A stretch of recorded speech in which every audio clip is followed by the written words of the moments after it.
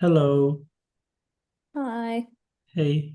I think that's working again. I had to delete some stuff out of my drive Oh, to make too room. cool. Yeah. Fuck, they don't give you much space on these stupid drives. Anyway, it's all right.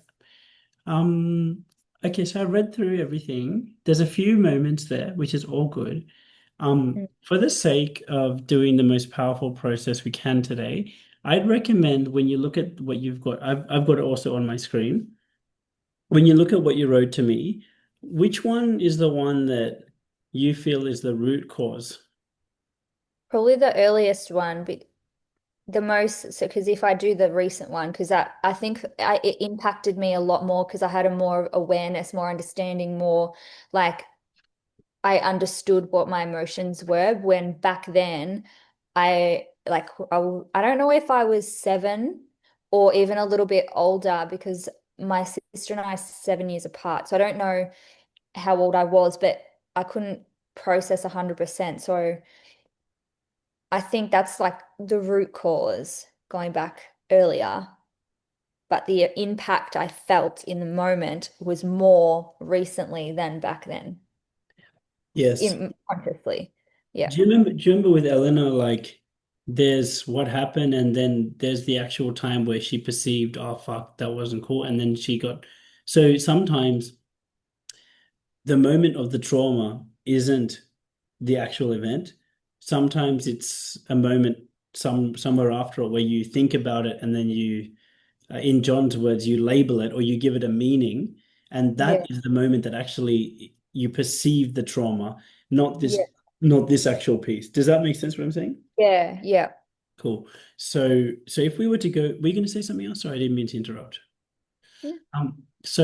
Waking up alone in the house, yeah, yeah, yeah. So for you, when you look at that first note that you shared with me, Um, hmm what would you say was the moment that what was a moment that stands out that was fucking painful as fuck or shit?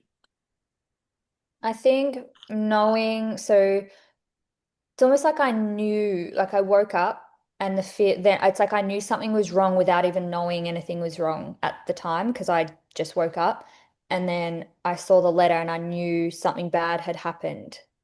And I just felt that doom of like, what? Like this, I was scared. I definitely remember being really scared and running around the house, like calling out for like anyone, but no one was home. They didn't even tell me. They just like left and I was like, what the fuck? So that's why I don't know about my sister, if she was born or not. I couldn't remember because I'm like, where was she? Like, I don't remember her.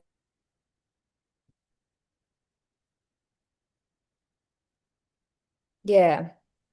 So I was just fear then in that moment when I woke up and became sort of conscious enough to be like, yeah, notice, like become aware of what happened. Thank you for sharing with me. Yeah. Um, is this emotional for you, or are we okay to continue speaking? I'm just checking in. Cool. Yeah, no, it's fine. Okay. Thank you. That was a great intro. So it seems to me like in this period, it was predominantly fear of Yeah. and going, oh fuck, what the fuck's happened? Mm. Um, so after that, when did the resentment towards your mum start? Um, I'm not sure if it was in that moment that the resentment started. It might have been after a few times like happened that it's just kind of you start like, why do you keep doing this? So it wouldn't maybe the first time was before then, but I don't recall it as such. But the resentment didn't come probably until after or till I learnt to understand what like to be angry about it. Like I don't recall when I started becoming angry towards her. You're doing so well. I would Yeah. just say trust yourself. I'm not saying anyone knows the actual moment. No one knows, right? But like, what do you feel comes to your mind as a moment that stands out where you're like, fuck, you know what? I'm not happy with you, you Well, know? probably when I like when I was on the roof with her, like when my life was at risk as well. Yes, you brought that one up before. Okay. Yeah. So FYI, I'm not sure if you're muffling the speaker sometimes, but like the audio was kind of cutting in and out a little bit. That's Um, probably because Grace is screaming and I think it's cutting out the background noise. that's funny. Wow, Zoom's pretty powerful. All right. Are we still okay to continue? Yeah. All Is right. it, I'm just gonna rock her, but I'm still engaged. Is that Okay. all right? You got Yeah. it. You're not the first mum I've worked with. All right. I'm just gonna need you to let me know if you need a moment and stuff, right? Yeah. Cool. So now we've got two moments here. One of them is, and we'll do both, right? But one of them is would I be able to call it like the alone in the house mum missing memory? Can I call it that? Yeah. And just trust yourself. What age do you think you were? Oh, she's so beautiful. What age do you think you were? First instinct.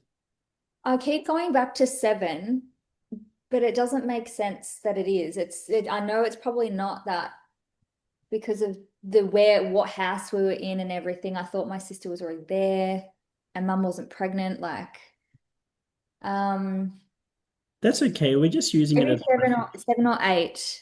Okay. Yeah, it's just a reference so we can Yeah. recall the memories. Yeah. She's looking at me. Yeah, she's very engaged with like screen, even though I don't anytime like she catches a screen, she's like a little stalker. She'll like look over and be like, "What are you doing?" But yeah.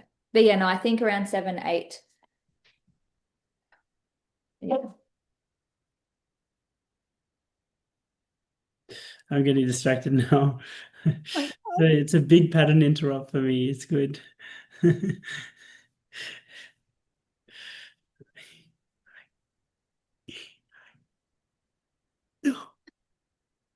all right, yeah.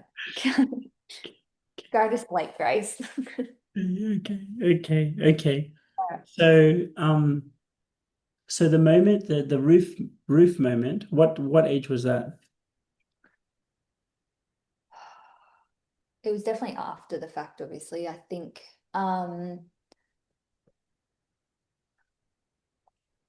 maybe like I'm just gonna say 13. Good, Yeah, again, not 100% sure, but I'm just cool. yeah. I'm of the opinion we do start with the fear in the house moment first, because maybe that'll help shift our understanding of your mum's world. Yeah. Yeah. So did you perceive your mum did anything to you in like it's okay to say yes, it's okay to say no. At the age 7 memory, did she do some wrongdoing to you then? Or like do you even if it's irrational, do you feel when you look back, you know what, man, you fucked me over? Is it okay, Grace, that I said that word? Yes. It Okay. is fun all the Um, time. mm, Um, I don't, at that time, I don't recall it being like personal. mm, What did I do wrong mm. at all? It was the fact that like the fear that I've like, where's my mum? And when I realized what had happened, I was like, oh my gosh, like, and then like that panic mode come in. It wasn't that initial feeling. And then when I saw her like layer, like all these layers and layers, I was kind of like, what are you doing? Like, what, that's right. When I said, what were you doing? She's like, I was trying to drown myself. And I was like, oh, oh. And like, I was just scared, but then obviously relieved at the same time that she was there, but still like hurt, like upset. But I don't feel like it was, what did I do wrong for you to do that? No. I didn't. Do you feel like she did something wrong to you in that moment when you look back? No, not at that moment. That doesn't come through. Like I don't be like, oh, you tried to leave me. It didn't. I don't think I No, no, registered. not at that time. I know at that time you did not register. I know. Yeah. You're right. I think that's very astute that you recognize that for yourself. When Yeah. you think about that now, is there is there an irrational part of your mind which goes, you know what, what the fuck's wrong with you? Like, how the fuck could you do that? I was 7 years old. Not really, which is really strange. Maybe it was from what we did yesterday or the day before. Um, no, I didn't. Nah, not in that moment. I think it was like later on when I was like, the more it happened, the more I decided, like, what the fuck? Why are Yeah, you doing this? cool. It That's when was the like, resentment kicked in a little bit later. All right, yeah, like when great. I was like, you keep doing it. Like, why do you keep wanting to, like, don't be so selfish and all this sort of stuff. Hmm. Yeah. All So right, then later. good job. Okay. By the way, I'd love to take a photo of this and send it to my parents, but it's your baby, obviously. I don't your baby's face You doesn't need want to be to? in it, but If you want to. yeah. Is that all right? Okay. Are you okay that she's in it? Yeah, it's fine. All right, cool. All right, three, two, one. Ah, cute! That was so cute. Can I do it? This is actually a gorgeous photo. Look at so Aw, cute. Yeah, cute. Oh you man. can send it to me too. I'll send it to you, sure, sure. Yeah. All right. So, what a cute memory. Okay.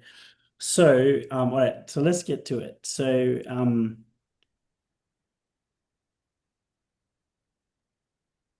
you know how you just said it was a bit later on? That's when it selfish and certain.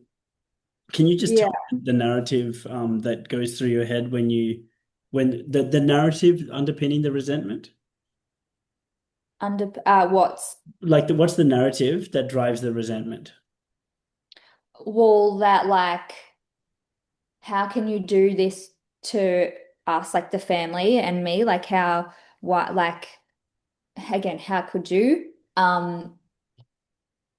Why like why do you want to like leave? Like what's so wrong? Like pull your fucking head in. Um, but I never blamed myself for it I understand. at Yeah. all. Yeah. So it wasn't anything I internalized, like maybe something's wrong with me, but it was more just, yeah, like why you're causing so much stress on the family. Like it's like I just blamed her. It's like it's your fault, mum. Like you Hmm. don't have to do this and you're choosing to do this. Um, and just seeing it hurt my family and like just the scared that it's just more observing how it affected everyone involved in this. What would you call those traits or characteristics or actions that your mum did that which lead us to thinking, yo, how could you fucking do this to our family? Just pull your head in, just take some responsibility. Like what would you call her actions or what is it that she's doing? Obviously now that I've grown, it's kind of changed a little bit how I see it. But back then it would have been selfish. And also because my brother hard thought selfishness was, why people try and commit suicide. So, That but he brainwash you a bit. Yeah. no, because I we can't, yes and no, because I always kind of stood up for mum in that part, be like, no, it's part of her illness. She can't help it. So I would always kind of have her back in that way. But then there'd be times where it'd be such a really nice and enjoyable time for someone in the family. Then she would go and do something like this as if to redirect the attention back to her. So Mm. like So is that called seeking, attention seeking or what would you call it? yeah, attention seeking type behavior. But I think from early on, I still was just always trying to understand why and trying to, you know, not be so like, Mm. uh, yeah. But then, yeah, it was definitely like those traits that will come through, like the attention seeking. Um, what else? Like, how could you, like, if you loved us, you wouldn't do it. Hmm. So you're lying because, like, you're a liar because if you loved us, you would stay. Um, Doing good Well, I'm just trying to think of anything, even just like from now, like the stuff that I would be for thinking of. sure. For sure. Um, like take account, like, and especially now, I don't know if that's relevant, but like taking accountability for your problems and actually doing what you need to do instead of avoiding your bullshit and actually fucking deal with it instead of making excuses not to and why you can't. And which is really funny that I'm saying that because that's my excuses that I have at the moment why I can't do things. And I'm like, okay.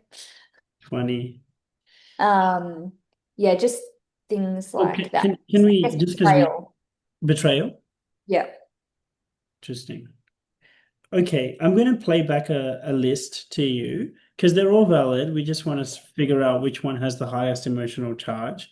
So, there's the fear actually at the age of 7, like, and that moment and that just shitty time. And I think that's pretty valid. Like, that just Yeah. sounds like a really shitty time.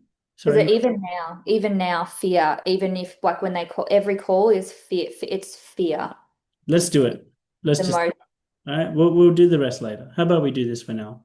yeah, fears it because even when I think about now, when I thought maybe she'd try and kill herself through this bullshit that's happening now, fear came up instantly when I just thought about it. Like, All right. You ready to start then? Did we? yeah, It's not going to take that long. We just have to really focus. So, yeah, when you think of that time and you're around the age of 7, and you're seeing this traumatic moment, or the moment that you perceived was traumatic at the time, um, what time of day was it?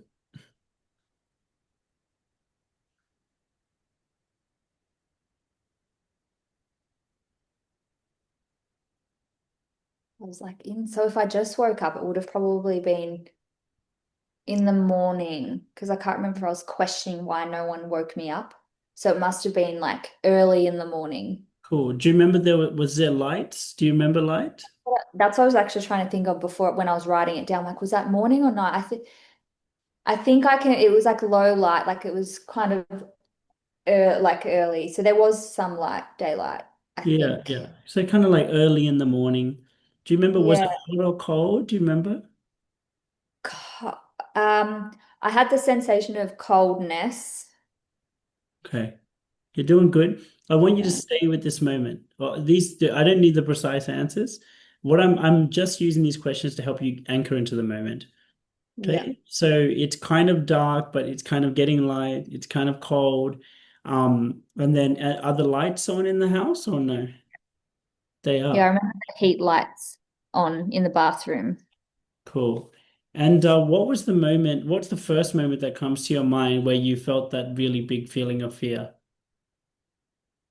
When I read the letter or the picture that was drawn with the writing, that was when because I realized like it was certain of what my fear was that happened. So And when you read that letter, where was that, in the bathroom, or where was that? I think it, where was it? It was either in the, think maybe the bedroom. It was just left there. I think they've read it and like pissed off, but like, um, I think it was in the bedroom. Cool. I want you to not remember the memory, but actually try and connect within your body to that actual moment. So there's a Mm. difference between being in our head, recalling a memory, and actually being in our body, remembering the actual moment. You're welcome to keep your eyes open or closed, whatever you prefer. And I really want you to step back into that moment and tell me what was the content of the fear, meaning like what was the fear in relation to that 7-year-old Shay was perceiving. Like being alone. Like yeah, alone and like like loss. Like, is my mum dead? Yeah. Fearing being alone and fearing loss. Do we get Yeah, that right so far? yeah. Cool. So I just want you to stay in that moment with every ounce of your soul, like be in your every ounce of your fiber, be in that moment where you are feeling the fear of being alone and loss. And in that moment, when you're feeling that fear of being alone, maybe looking at the note, what did you think of at that time to make you feel not alone, to make you feel comforted? What did young Shay's mind go to? There was either someone in the room, and if there was no one in the room, your mind would have gone somewhere to feel a sense of comfort, even if it sounds like total imagination. Um, I think when I think about it, it was just being in a familiar place. Like, as in, I was home in the surroundings that I knew. And then the comfort when I actually saw her come back and my dad was there and my brother, like, that's when I felt like the relief. Yeah, you're doing good. You're doing good. I want to just stay with this specific moment where you're looking at the note, or the specific moment where you're feeling afraid being alone. Not the 10 minutes, but actually that moment, which is probably a few seconds, maybe, where it started anyway. And you started to go, fuck, I'm alone, and you're feeling scared about it. At that moment, it's synchronous. It's synchronous. It's not this happened here and then your parents came back at this time. It was in this moment. What did your mind think of to make you feel not alone, to make you feel comforted?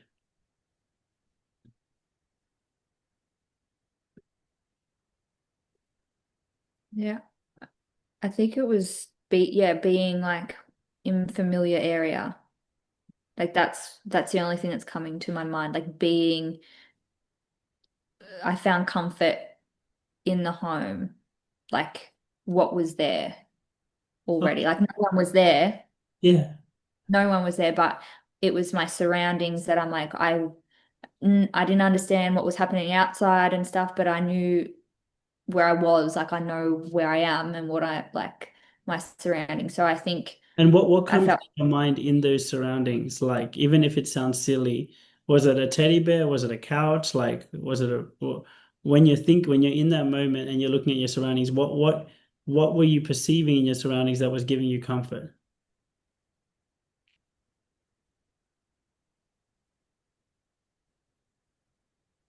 maybe like because it was my mum's bedroom. So, and I was sleeping there. So would be like just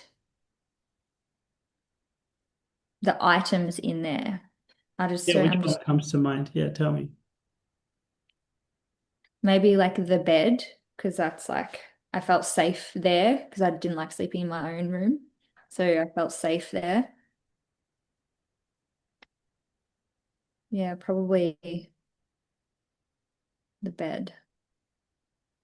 So you were sleeping in your mom's bed when she I left? think I was on the mat. Yeah, or like on the mattress or something next to the bed. I see. Yeah. And so did you go into the bed, or what did you do? I started running around the house trying to find what was like Hmm. happening, like because I was not sure and I didn't have like there was no phones to call or And anything. and as you were running, where did the comfort or the feeling of not being alone come from?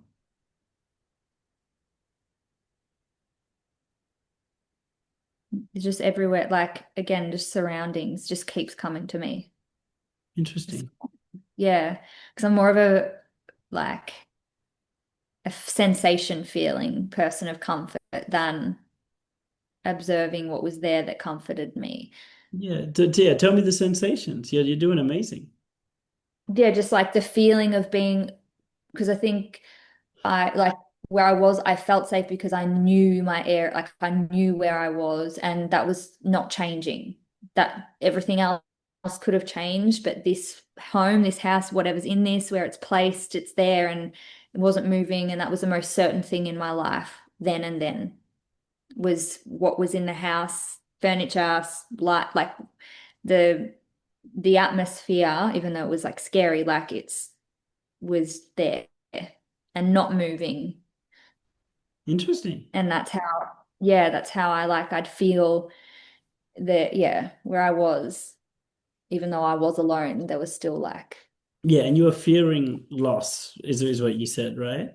yeah, and I just didn't know what was happening on the outside because I wasn't seeing it. I know, I know. So yeah, in that moment, you're fearing loss. What did you feel like you did have? What came into your mind? Like, was it the house again, or was it thinking about your dad, siblings? Was it thinking about someone that you also brought you a sense of comfort, or that you didn't have you had you didn't fear the loss of you would have not felt the loss of something, you would have felt the support of something else. Well, I was just thinking about mum and just like hoping she was okay and like to come back and like wanting her to come back or them like yeah. But then I was also imagining her drowning and dead at the same time. But I think, yeah, maybe imagining her, even though she was, it sounds a bit strange, but like still imagining her being there, but also imagining the worst thing happening. I know you were of course you were imagining the worst thing happening because while this is happening, and that's what's making you afraid, right? You're imagining the worst thing happening, which was her being, drowning or dead or whatever.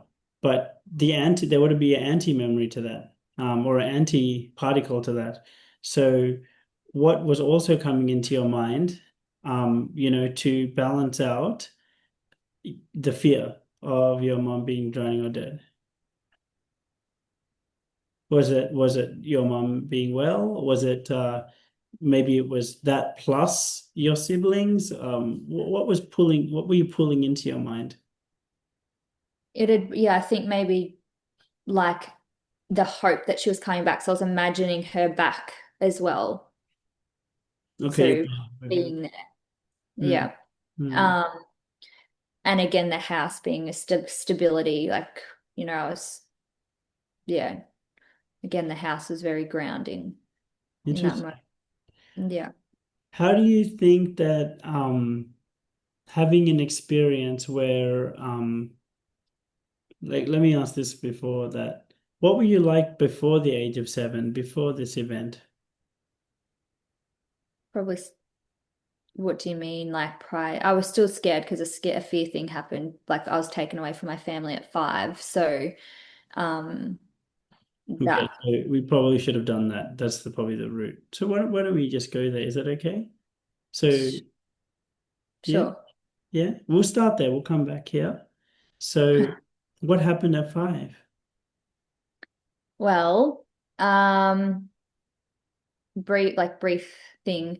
It was Christmas Eve. I was with my nan out shopping for presents for my dad. I said to her I wanted to get him a snake or a spider. She questioned me why, and I said, Daddy's hurting me. And any nan would probably, or anyone that you with that says that is like, what do you mean? Where? And I said, down there.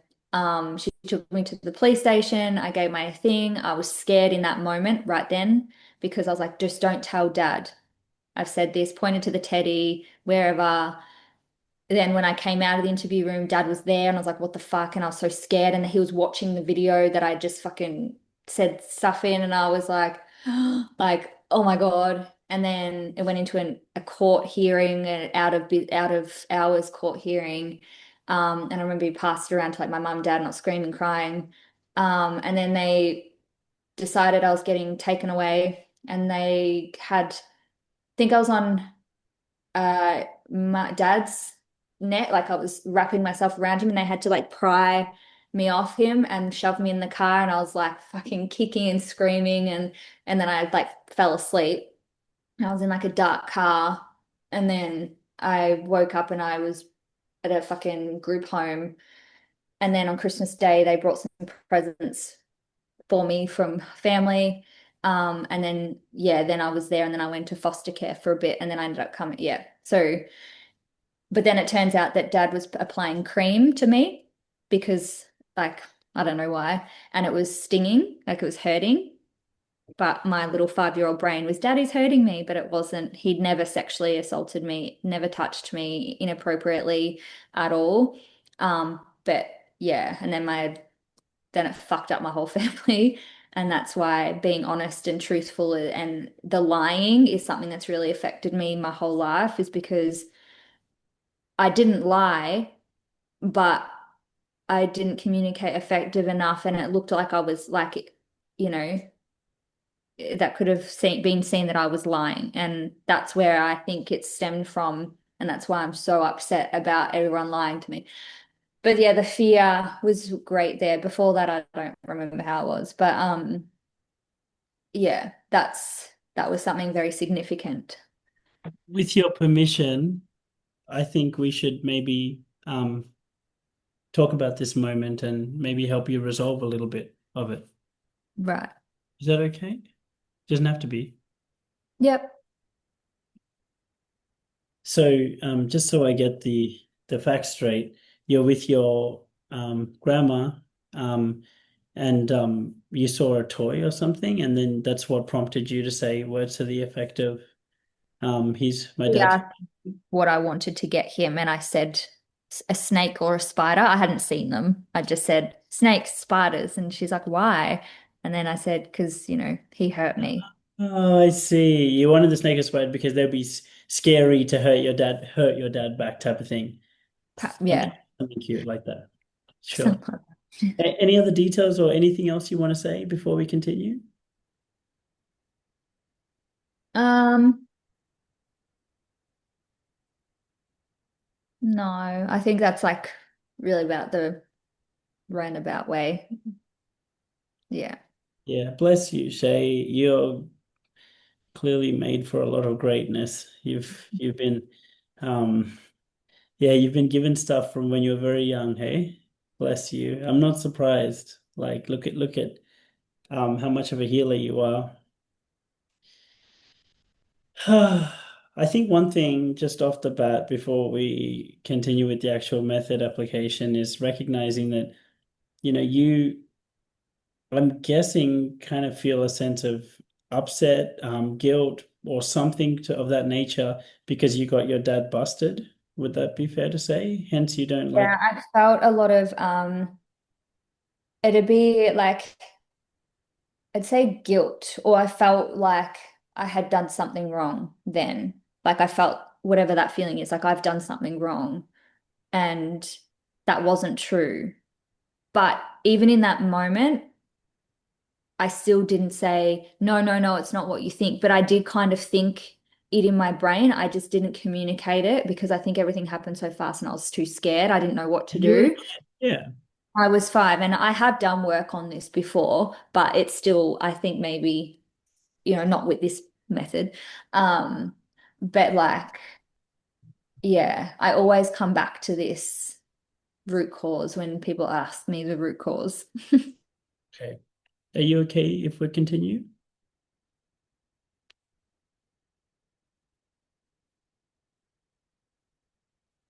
Are you Hey, there? yeah. I just asked, are you okay if we continue? Ah, yes. I think it's a good opportunity. I think you're going to be just fine. I mean, you are just fine, but I Yeah. think you'll like this. Um, because FYI, it sounds like, as you kind of pointed out, one of the reasons you really care about not lying or stuff like that is because um, you felt it was misinformation that got communicated and it fucked things up, number one. Number Yeah. two, um, it seems to me like you feel like a little bit upset with yourself that you couldn't speak up. And so now when people are not stepping up, you get pissed at them. But maybe that's because you had an experience of when you yourself didn't step up and there was a lot of fuckery as a result. Would that be fair? Yeah, 100, like it was just for years and years and years, even to this day, mum still thinks maybe something would have did happen. And even though I said no, it didn't. Yeah. Yeah. Yeah. Um, I just want to firstly say before we continue the method, I really admire you, Shay. It brings tears to my eyes. It really does. Yeah, I really admire you because I relate to you in so many ways, and I also have been through a lot of pain, a lot of fuckery, similar to you. And I chose to be a superhero, and to be an example, because of the fuckery that I feel like I've also caused. I felt I also caused. And I see a superhero in you, Shay. So yeah, I'm so happy to be with you, just from the heart. Yeah. Anyway, thank you Thanks. for sharing. Yeah. Um, You yeah. too. Oh, well, that's cute. Um, well, what I was gonna say is this. For a long time, I held on to a lot of guilt towards my parents, uh, because I felt like I was a burden to them in different ways. Like in my case, I'll talk about me for just a quick second. We'll come back to you. In my case, they moved from doing well in Sri Lanka. Like they're from villages in Sri Lanka. Like you know how tourists go to like Fiji and shit, and then they go to like villages and they're like, wow, look how fucking poor these people are and this shitty home that they live in. They look at the villages. You know how they do that? The village tour. Well, the village tour would have been at my fucking parents' house, right? Like, in Sri Lanka. Like so it's just like that's where we are from. Like it's like these fucking mud floors and clay walls and shit. And So my parents, some like through working hard and education, they got themselves to a good position in the world. And then they left it all when they were like 30 to come to Australia for me and my sister who had not been born yet. So I was two. And the level of they just got walked on all over, like the level of racism and just like and also like that culture, this Sri Lankan culture is very, in a lot of ways, is similar to Bali culture. Like they're very sweet, and you can end up just getting walked, even if you're a really hard worker. Yeah, and so that led to just a lot of pain for my parents. And I think I had attributed myself as the cause for that. And so then when I saw like my dad having his issues and he was suicidal for a long time also. And yeah, I just say that to say I really relate to what you're saying. And what really helped me was realizing that if there's truly, truly, truly duality, and we're truly all equal and we're truly all blessed, then that means that this event happening to your dad, um, at you caused this event happening to your dad had its own set of blessings for him that maybe you have not appreciated just yet. Okay? And when you finally do see the divine order in his life, you may just realize there's nothing to forgive. And maybe you played the perfect role for him for like some of the best things in his life. And if you just think about yourself as, um, yeah, like not being self-aware enough, or whatever the traits you perceived 5-year-old Shay to be lacking or doing,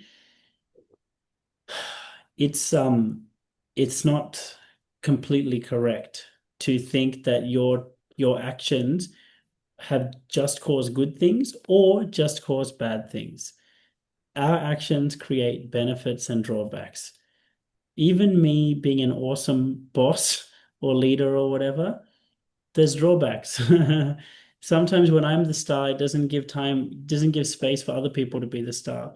When I get too busy and step away and I'm not the star, then that's usually when you step up and you become the star, right? So thinking that any trait is better than the other, no, every trait has benefits and drawbacks. Lying, would you believe, has just as many benefits as it does drawbacks, and it's hard for us to see it at the time at a conceptual level. You only see it in the actual moment in the divine order through the eyes of God.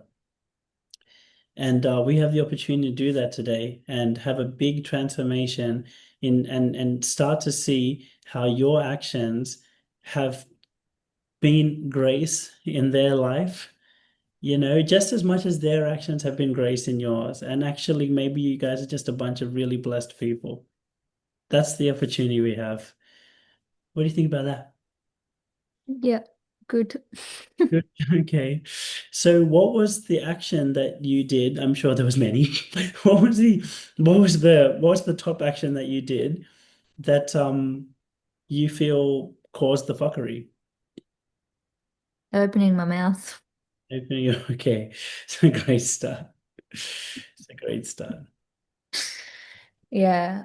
Um, because I don't even know what I was mad at him for. Because I was also like just a bit upset with him, like just a little kitty upset type thing. Yeah. So I might not have even mentioned it if I wasn't annoyed at him or something. Maybe he said something to me before I went to my nan's or something. I don't know.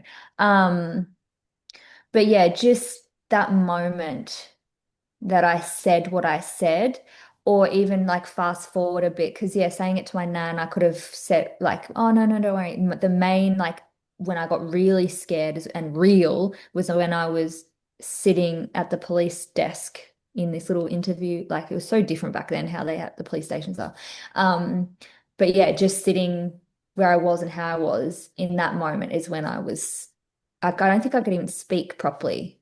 Like my throat was like so scared. Hmm. That's like the moment when I said what I said in, Yep. Got it. So, yeah. so one of the traits that you sounds like you're kind of upset with yourself or you wish that you did not do was opening your damn mouth. Did I say that right, or was there another one?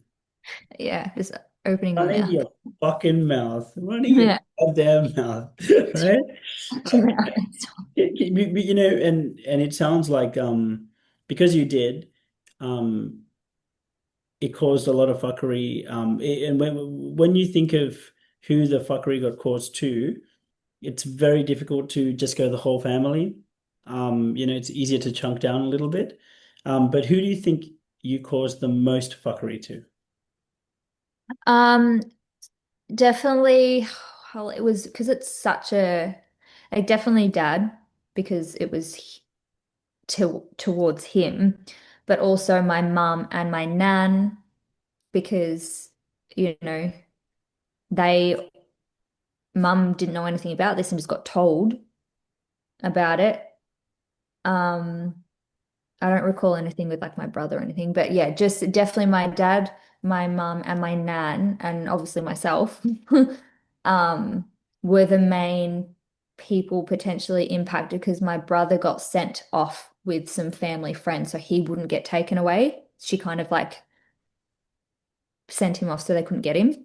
Mm. So, um, So, yeah, so, who do you feel like the most level of guilt or upset towards?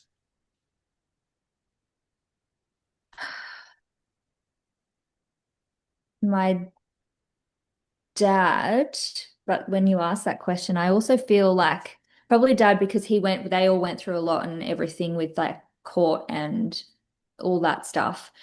But then again, when I think back from now, knowing what I know now, is my nan because she got blamed for causing it all. Sure, So, sure. and then I felt guilty. Now she's passed away and probably didn't even hear the what happened, after the older I got. So guilt towards her as well, because she got blamed for like that from Yeah. my dad and the side of the family and his side of the family. But dad though, I Okay. feel guilty because I've, literally ruined everything. Like the relationship between my mum and dad, maybe. Okay. Like, Before yeah. the end of our time together, maybe not today, but you will see a process to help you connect with your grandma and complete this with her also. And because you'll realize that there is the it's an illusion. This solid things are an illusion, and the energy of your grandma, it doesn't die. It's just changing forms, and Yeah. when you so she's not dead. She's just in a different form, and one that in our illusion, we feel like is not here. But when your mind becomes equanimous, and when the time comes, and it will, you will be able to connect with her and complete it. And it'll give you a lot of goosebumps when you do it. It'll be spooky. So that's okay. Yeah, but she's not gone. No, yeah. Yeah. Yeah. No, she visited a few times until I told her to go away because it was scaring me before I was old enough to be like, oh, whatever. No, But it she like, sounds like she runs a damn mouth as well then. yeah. All right. So why don't we start with your dad and then can go to your grandma or your mom or whoever you want. Yeah. Okay. So it sounds like your dad first, no? So and to get the story straight, it's because you were running your damn mouth, or can I call it that, or what do you want to call it? The trait. Um, just saying something that wasn't correct. Saying something that wasn't, well, that's very smart. Wow. Yeah. Shay, how powerful, because sometimes you get stifled doing videos and whatever because you don't want to say something that's not correct, right? Yeah. Yeah. Well, because you said something that was not correct, in your perception, you caused a lot of pain, right? But I don't think you're seeing all the good things yet that you also caused. And I think you are judging this trait as a bad one as a Yeah. result. Yeah. Yeah. Because when you asked me that before, I was just like, I don't know where any good came of that for him. Just because he's copped it for like the Yeah. rest of 7 years. Well, let's first start with has your dad ever done this trait of saying something that is not correct? All the fucking time. All the time. He lies all the time. All the time. Fuck, do we even need to do more columns than this? It's like, bro, if you're gonna fucking lie through your fucking teeth, or at least run your damn mouth, doesn't it make sense you're probably gonna produce a daughter that doesn't even mean to lie and just says some stupid shit when she's 5 years old that gets you busted? Yeah. Could be argued your dad created this to help him learn a lesson. Actually, that's probably what happened. Yeah. Yeah. Well, it didn't stop him because he's still well, yeah. You should have spoken. You should have tattletaled more then. Fucking cops. Still Yeah. hasn't got it. No, well, it's so interesting. I know it's a little bit slight, but it's almost done a full circle. That's why it's so triggering now. The stuff that's happening is because the same process is kind of happening. He's being blamed for something that mum said in an order that he has to go to court for, that he wants to get his name cleared of, which is what he was doing with me way back then. And that's why it's impacted me a lot. And I've felt like that's why I said it's triggered a lot of the past for Yeah. me, Can you is say because he's still not learned his damn lesson? Like if he, God bless him, I look forward to meeting him. That's for sure. Like in a good way. But it just sounds like he does this trait more than both of you motherfuckers. You yeah, know. yeah. So That's he's why when you would creating ask me, it. I'm like, he's done a lot more than I have. So he's creating it to try and teach his own damn self a lesson about the Yep. importance of speaking the Why? truth. Yeah. Yeah. And that's, yeah, why mum's probably exploded about the stuff. Yeah. It's unravel like yeah. Yes. Hmm. Hmm. Just out of interest, who do you recall at that time who did step up and said what was true while you felt you could not give him that energy? So there would have been, you would have perceived that the energy that you were trying to give to him, or whatever, the energy that was coming to him from you was saying something that was not correct, right? But someone else was there that your dad would have perceived, one or many, that was giving him the opposite energy of saying something that was correct. So who was kind of saying something that was correct to your dad? Or who Um, amplified the trait? Potentially like his support system, like what maybe he was given instructions of what to do in this situation that he had to follow. like get a lawyer, get it researched, get her assessed, whatever. Like, yeah. So remember our scales.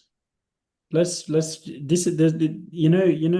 John said to me, Dim, like I know you've been praying to Jesus, but actually like the real way to respect Jesus is to realize he's with you in every moment. People who seek God don't realize God's there in every moment. Love is there in every, you don't have to say God, you got love, support, blessings, grace, whatever. It's there in every moment. You don't have to seek it anywhere because if you see the divine order in the moment. So, so to go back to our scales, so there's 5-year-old Shay saying something that's not correct. And then there's people, his support system saying stuff that is correct. So you tell me, do we need to add more here? Like what else what was he receiving to which completely balanced it?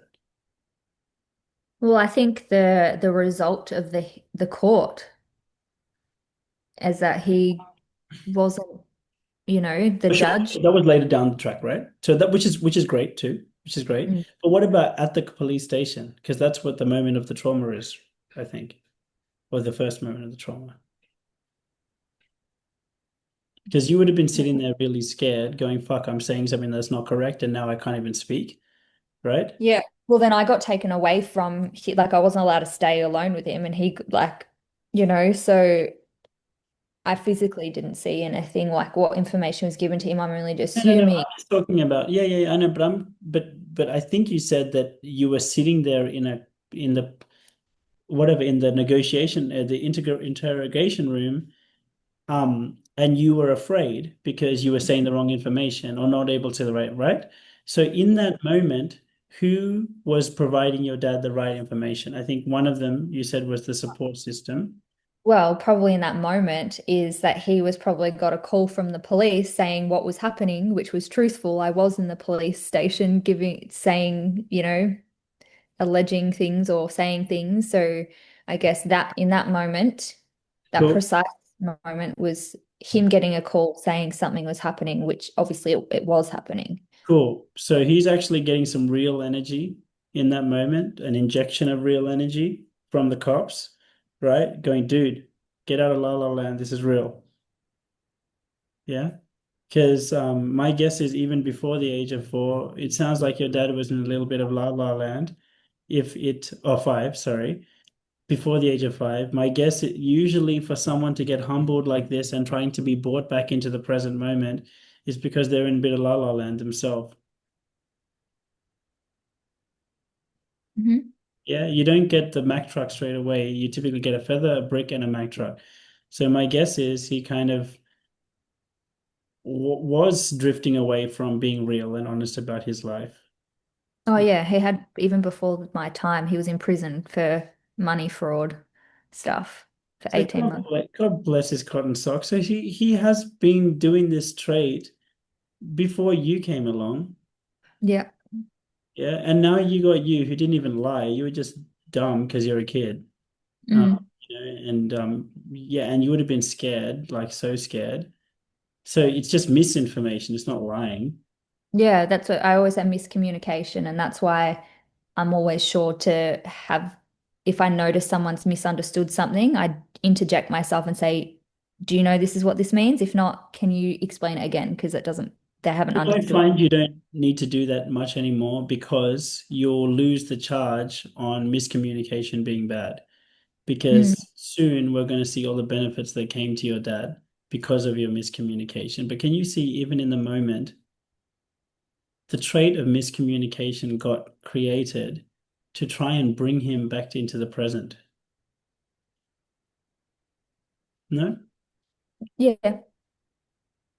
Because if he got into jail, went to jail for fraud, that means he's had a little foray with not being in the present and kind of Hmm. trying to live somewhere else. Is that fair?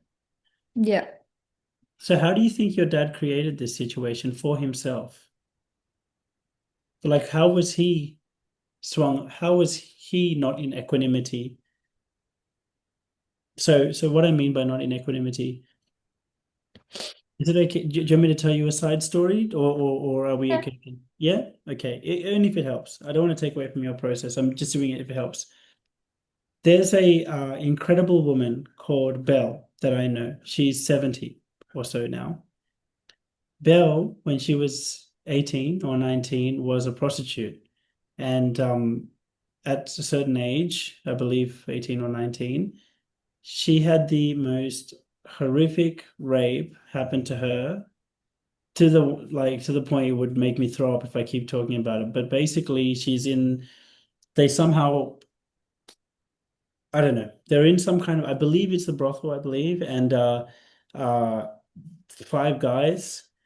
Um, I believe they're the owners or whatever, but they did this horrific thing to her.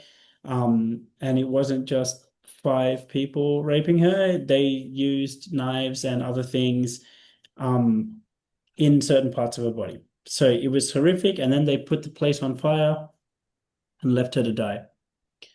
And Belle crawled out, still alive somehow, crawled out into the street at like 2 midnight while this thing's ablaze. And she got found by a priest and she was in hospital. And for most of her life, she was very traumatized. And finally, she came across the work that we're doing now. And she realized she was on track to a heroin overdose because she kept on, if this is the pendulum, kept on swinging away from the present, kept on swinging away. And there was feathers and bricks trying to go, dude, get back to the present. She wouldn't listen to her parents. She wouldn't listen to no one. She ran away from her parents. And and the heroin was her way of escaping the present. And she kept on doing more and more. And she realized she was on track to dying. And what she created was a circumstance to the equal and opposite grotesque degree. So she was trying to escape the present to a very grotesque degree. And so, to an equal and opposite grotesque degree, she attracted something to force her back into the present.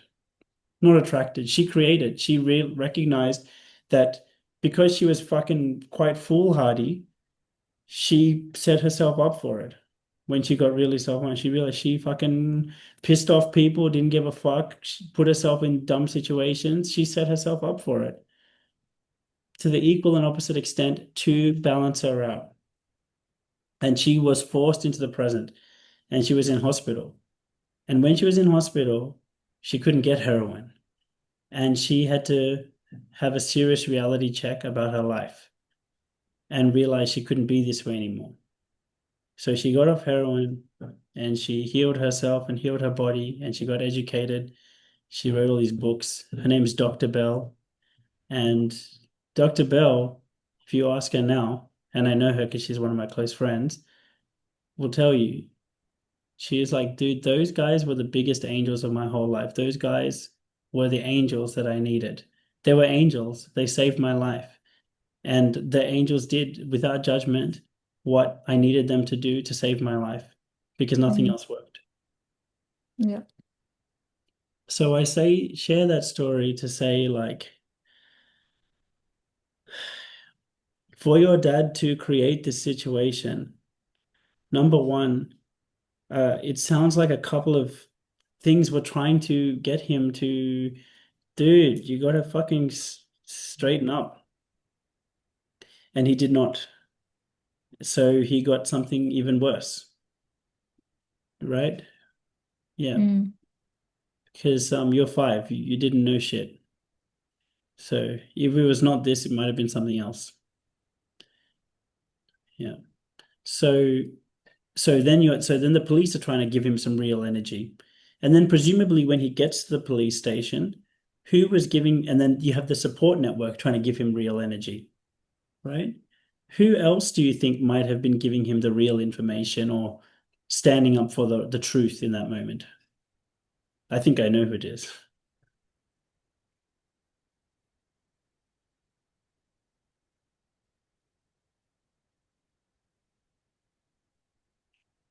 Um,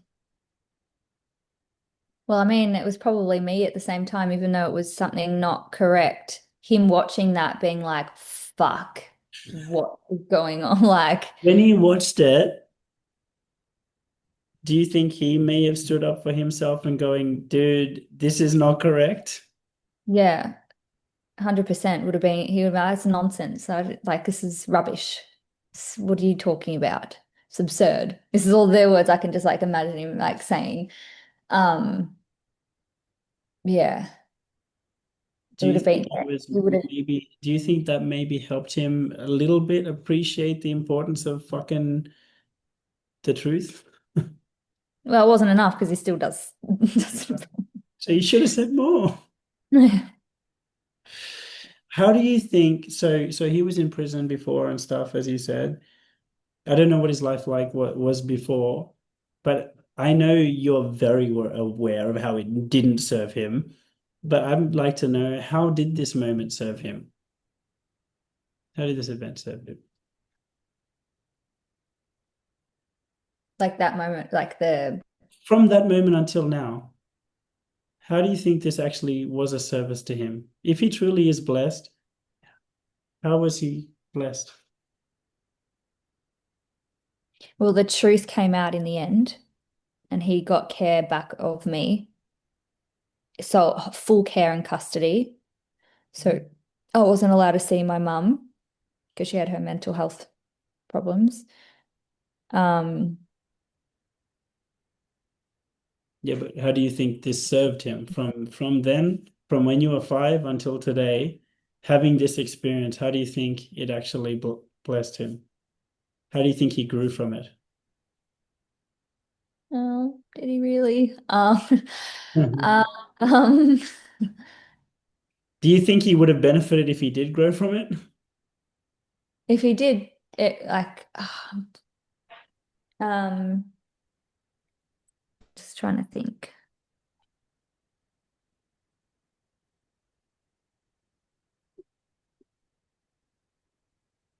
Like, I mean,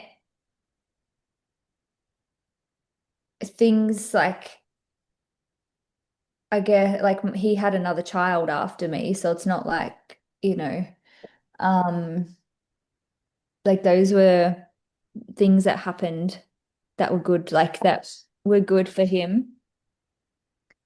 What was that? Can you repeat the question? Good. Good. So the question is, you running your damn mouth in the interrogation room, Hmm. basically being 5 years old and not knowing shit and just being a kid. How even and he got busted for it, basically, right? Like not busted, but in trouble and a whole lot of drama. How did him going through that experience actually serve him? Did it make him more self-aware? Did it make him more considerate? Did it make him more gentle with maybe Michaela? Uh, Usually, Um, yeah, it maybe, helps to compare what he was like before and after. So before this maybe event, more, like I guess a step ahead of things. So, um, always prepared or like for something bad to happen, even though that's like not, he's always, um,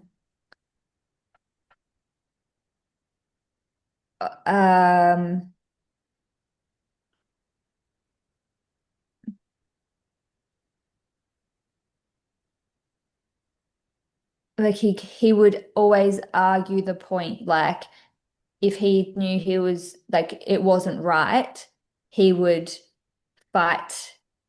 to stand up for what was right. Yeah, in what he thought was right, even though it could have been a lie, but what he thought was right. So he would always call out if he didn't appreciate what someone said or whatever. which is kind of toxic though, but in different scenarios.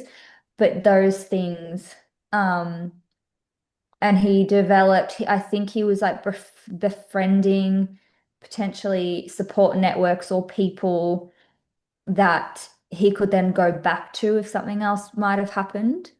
So he was prepared, like better prepared if something was to happen again. In relation to Michaela, like maybe more careful about things. From then, he never changed my nappy. He never, like my grandma did. And when I asked him, and he's like, no, like you need to get Gran to do that or whatever. And I remember him telling me that, and I was like, why? I don't understand.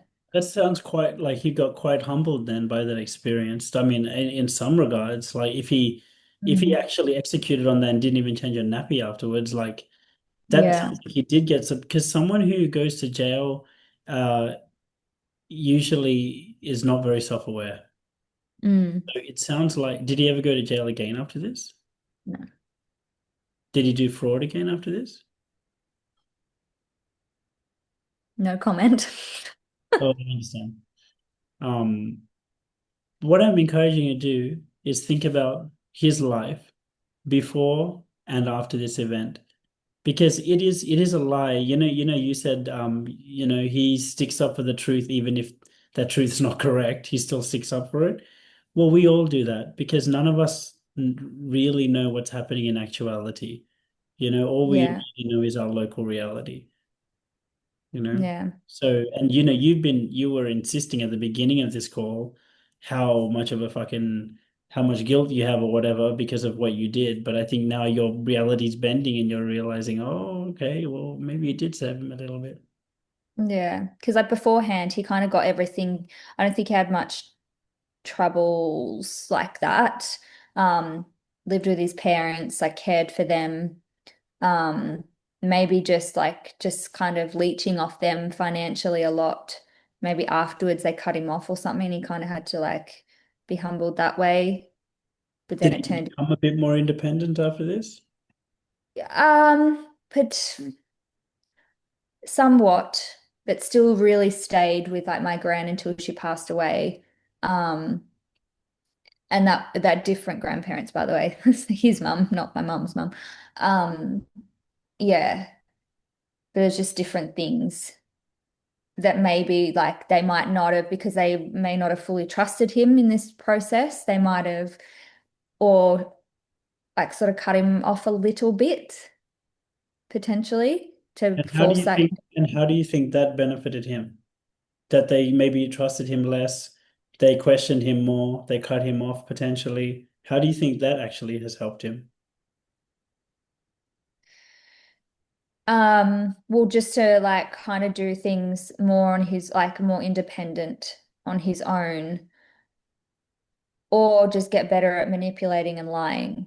Like that's being honest, like better at how to go about things, because that's what's coming up. It didn't really stop maybe what he had been doing. He just got better at it, like more skilled or a wider range of things that he could do. So I don't know if that's necessarily something it benefited him up until recent times.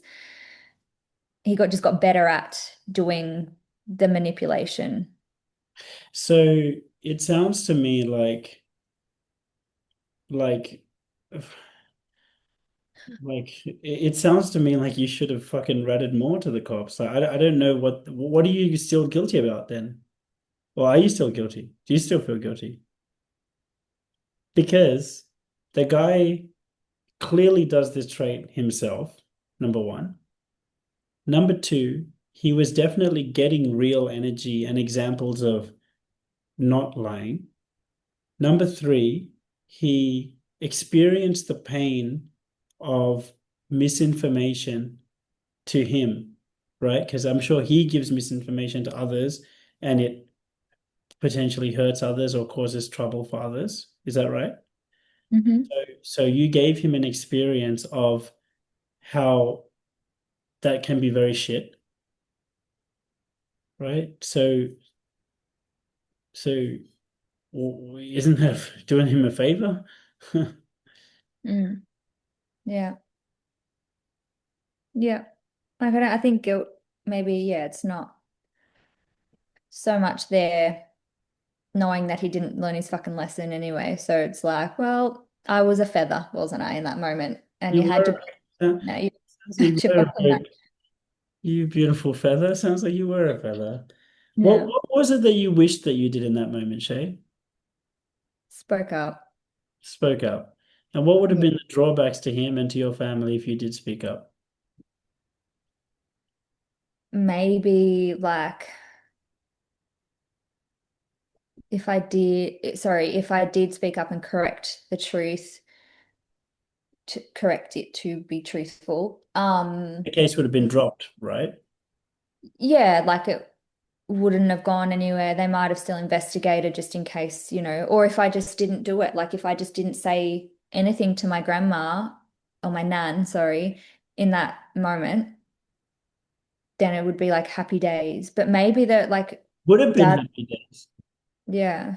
Tell me, would it have been happy days or what would have been the drawbacks to your family, to your dad and to your family, if either you spoke up or you didn't say anything at all? If the event didn't even happen, how would it have been a drawback? Or what would have been the drawbacks to your family? Well, I mean, for myself, not necessarily dad, like I wouldn't be how I am now. I wouldn't be so conscious of like doing my very best to speak like truth and communicate and stuff like that. I wouldn't have done like that's more like how it affected me. Yeah. Um, But I and think I would, I think where you were feeling a bit shitty about it was not about how it affected you. It was yeah. about how it affected your family. Would that be correct? Yeah. Yeah. Well, I guess with dad, maybe he wasn't so present with me prior to that, like as in he would go away or like, maybe he kind of put more effort maybe into showing up or like, you know, trying his best and trying to protect, us and doing everything, which has probably led him to what fuckery is happening now, is because he just tried to always fix things and whatnot. But like, I guess just trying to, the drawback of being happy days, he may have I still don't. been Well, less present. yeah. Correct. So, and If like there let was not, if there was no correction, typically people they don't get humbled. They kind of go down a worse path because they're just like, yeah, it's happy days, la di da di da di da. And he could mm, have got himself in jail potentially again. yeah. Well, that's what I mean. I'm thinking like maybe he could have been doing things like that. And by this coming up, like kind of stopped that. Maybe there was something worse coming for him and I intercepted it. Let's take it out of maybe and just think about what the trend was before you intercepted it. What was the trend before? He would go away for work but apparently I was taken away 18 months old as well, but I do not remember that. No recollection of But that. mind you, that's not the question. Yeah, but so I just don't know what the trend was prior to that, other than maybe like he would go away and work in Melbourne and then like come back. Um, and maybe like,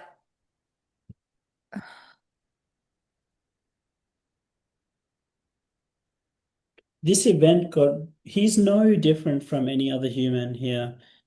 mm, This event gets created to help him correct, to try and help him correct, to try and help him be like get humbled a bit. Usually in order to get humbled, it means you're being self-exaggerated in some kind of way. You're either not being self-aware, you're not being present, you are doing dumb shit in some form, you know. yeah, So what was he doing that caused him to get humbled? mm, it was probably money stuff again, maybe prior to that, and like using his parents for stability. Um, maybe like I with mum and him, so like I was the carrot he was dangling in front of mum. and I got taken away from him in that moment, maybe. So maybe I was always being like, you know, the Yeah, little carrot his little escape hatch to keep down. getting money out of his parents. Yeah, that and also like to hurt mum or something, like to, because I think at that time she might have been in another relationship. I think I remember her saying something like she was in a different relationship, so they'd separated over something, I don't know. But maybe that I was being the carrot dangled for her to maybe come back or to be in that toxic cycle, like to stick around, hang around. And I was that, you know, Maybe, yeah, if maybe. You'll know in your heart. You'll know in your heart. But I invite us to return back to the question before, which is how would, if you had just kept your mouth shut and not said anything, or if you said the truth, how would it have been a disservice to the people involved?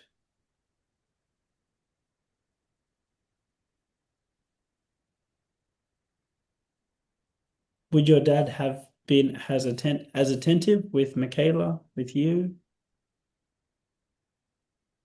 Would he have kept on getting money from his grandparents? Yeah, no, he would it like with he probably wouldn't have been maybe as attentive, like So, and as a father, when, you said he's 70 now, 75. 75. So I would say for my own parents, like especially in their um, golden years, especially towards the end, they will be overwhelmingly grateful for the time that, like they would really deeply regret if they were not attentive with their kids. Hmm. Yeah, no, I think he tried tried his best to be. Yeah.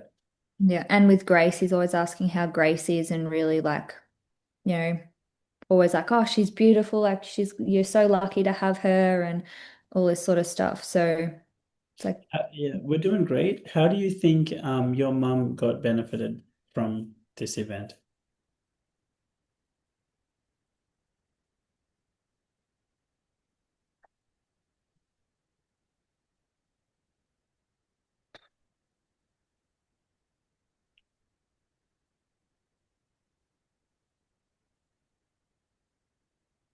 I mean, a Or moment that she could yeah, we can just disconnect from Dad. sure. A moment to disconnect. Is that what you said? Yeah, like from dad, like fully like because obviously in that moment, mum was like, "What the fuck?" Like feeling sick about the whole situation. Like maybe that would have maybe helped her disconnect from dad, and maybe in the back of her mind, she was like, "Oh, will I go back to him? Will I not? Like I don't know." And maybe in that time, it helped her be like, "Fuck no," and like move on with her life with a partner at that time, or maybe Did that's a she? Did she? Did she go fuck no because that happened and then she found a new partner? Is that what happened? She was with the partner, but maybe she was kind of second guessing being with this partner.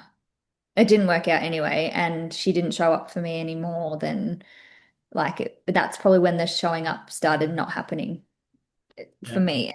Like she didn't fight enough back then. Mm. That's another thing that's circled back to nowadays. She's not fighting hard enough. So that is, I don't know, like I can't see the benefits. So what can be make this job easier is like, what happened to your mom after this event? Like, how did the situation change in regards to your mom after this event?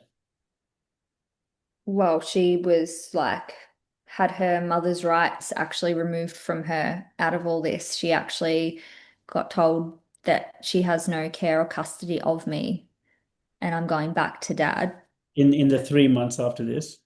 Like I'm talking about like there's this event, you're in the police station or whatever, then blah blah blah, and then in the week afterwards or the 2 weeks or the 3 months afterwards, like how did this situation change in regards to your mom? As in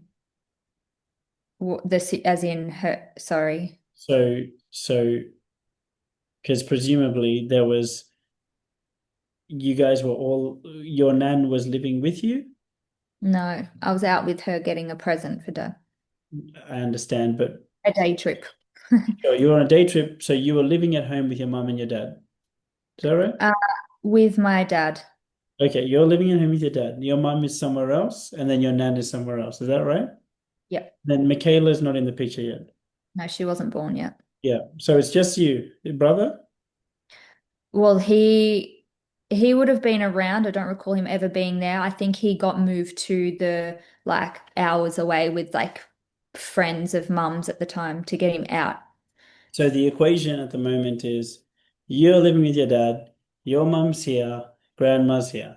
So after this event, how did this chessboard shuffle? Did you have to keep living with your dad? Well, I was in the group home, then I was in foster care.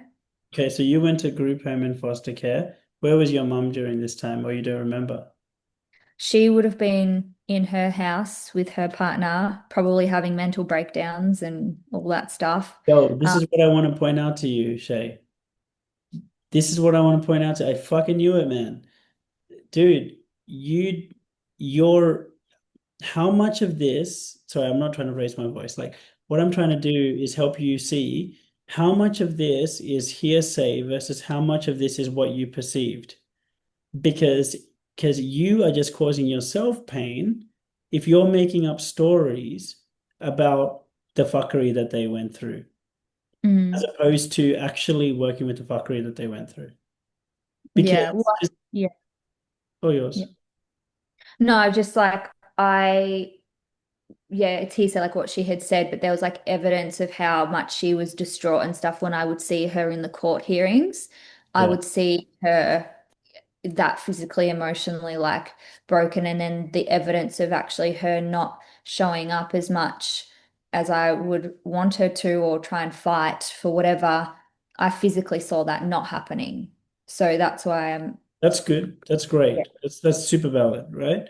So what we want to understand, so basically you saw that she was distraught in the court hearings, which is super shit. And you saw what was the second point? She was not available or Well, she just didn't like, it's like she gave up too soon. She didn't fight, but maybe she financially couldn't, with the lawyers, because, dad had strong lawyers and whatnot, and she couldn't afford to keep fighting. So she just went, all right, have a, cool. But you didn't cause that one, right? Like I understand, and we should 100% work on that one too. And it's super understandable to be upset with your mum for putting her hands up, for sure. Um, yeah. but why don't we just give it, but this is what, but actual, I would say genuine healing is like, um, it sounds like there's just like a few different events that are all mixed up here, right? And to be fair to me, I was given an initial event, but then like now when we actually dig deeper, there's this whole matrix of things, and that's okay, Mm. because that's more things for us to get insights from. Um, so to go back to and to be fair to you, now it's only in my perception, it's only now that we're talking about it that you are also unable to tangle this spaghetti bowl of fucking really difficult things that have happened to you, so we can work on them one at a time, you know. Um, but basically, this whole house of cards actually it does end up collapsing, because it initially it feels like a hydra, but then this happened, then this happened, then this happened, and we slowly walk down. So so to go back to this, how do you feel about your action of thing? Do you still feel upset that you did that? It's okay to say you do. Do you still wish that it didn't happen? It's okay to say you did. I mean, like, of course, I wish the pain that was caused didn't happen because, naturally you don't want to hurt anyone and stuff like that or fuck anything up. But then when you look on the other side of it, is like if it didn't happen, no one would be where they are, you know, maybe there wouldn't have been a sister involved if my mum stayed with one partner and did that, and my sister may not have even come about. And then we would have all lost out on an extra sibling, another person to like love and care for. So like, it does balance it out. And I don't feel as guilty. Like, when you want to put a label on it, I did feel guilty and stuff. But like now, unpacking it more, the guilt's like not there. It's just when you think back, you're like, you know, that As sucks that it, I know, yeah. my dear, as long as we think, I know maybe you think I'm being too hard. It's just as long as we think that it sucks that it happened, we're living in the world of judgment and not seeing the divine order. When you see the divine order, you realize there was nothing to fix, and there's an infinite intelligence that is way beyond our little judgments of fuck. Like, who are we to really judge the hand of, the infinite intelligence that is this universe? Did you feel me? What I'm saying there? You know? Yeah. And it's completely okay. Just as I am tempted initially at the time to go, I'm tempted to think that, oh fuck, I wish it didn't happen that Anna tried to kill herself. It's actually deluded of me to say that because it happened for her highest benefit. Mm. Beyond anything, any impact that I can have in her life is nothing compared to the grace that is already her life unfolding. Yeah. So yeah, so And um that's in relate like in a similar situation with mum and her last attempt with that. When she like tried to attempt suicide and they got her, they did all these scans and stuff on her. And then they found the mass on her pancreas, and then which led them to thinking of the cancer stuff. So it's like if she didn't try and top herself, then they wouldn't have picked that up. And she could have been suffering and not unsure about what's going on. So it was kind of like a blessing in disguise there as well. Like, it could have been cancerous. Thankfully it wasn't, but like, yeah. we wouldn't have even picked that up if she didn't do that, even though Yeah, it was you're doing good. felt. Yeah, well, um, I think for the sake of today, it would be good to just help you debunk wishing something didn't happen. Instead of just seeing I think that'd be a beautiful gift in your life to just see the blessings that came because it did happen exactly the way that it did. You know, because who are you perceiving the because I fucking wish I could just draw something, but like the fuckery it takes to draw on the whiteboard is just so annoying. So I'm gonna draw it here, right? So basically, I've been wishing so many times, oh, I wish I could draw like, like it's easier. I don't know, maybe it's because I'm visual. But so I'm gonna show you what I've drawn. Dad, mum, nan, other, right? So what I've done is I've drawn this circle, which is you, Mhm. right? And your actions. And then at the moment, so this is dad, mom, nan, other, right? And at the moment, we are perceiving that your actions have caused more minus, minus, minus to each of these people than plus, plus, plus. And as long as we believe that whether you want to say your actions, sorry, I know there's a blur. Whether you want to say, I don't know how to get rid of it. Whether you want to say your actions or um or just the event. Do you feel it's more your actions or do you feel it's more the event at this stage? That is made the problem. Yeah, Like, well, at the moment you're perceiving that these people, or maybe, yeah, so your dad, mom, nan, other, you're perceiving that this is one of, I'm sure, a few events that have caused a lot of pain for them, right? So far? Mhm. Yeah. So do you think that it's the event that's caused them the pain, or do you feel it's your actions? Probably the event. Okay, cool. So that means we've kind of debunked the piece around your actions. And now it's more just about the event in general. Did I get that right so far? Yeah. Cool.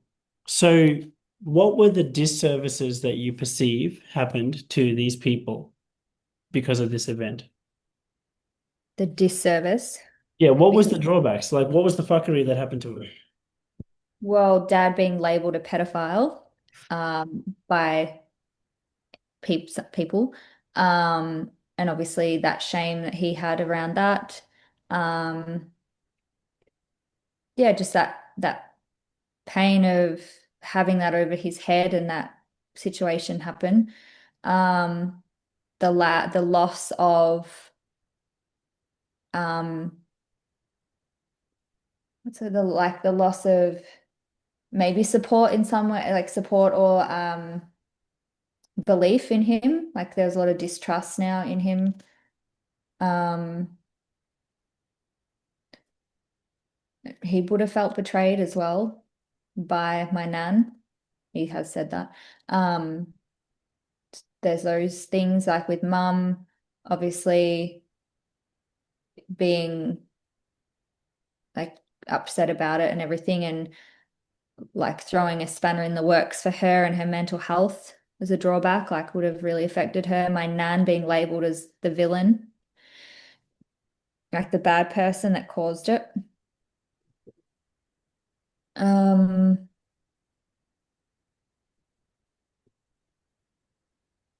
yeah. And like again, yeah, just that whole dynamic shift of like falling apart and everyone hating each other in that moment.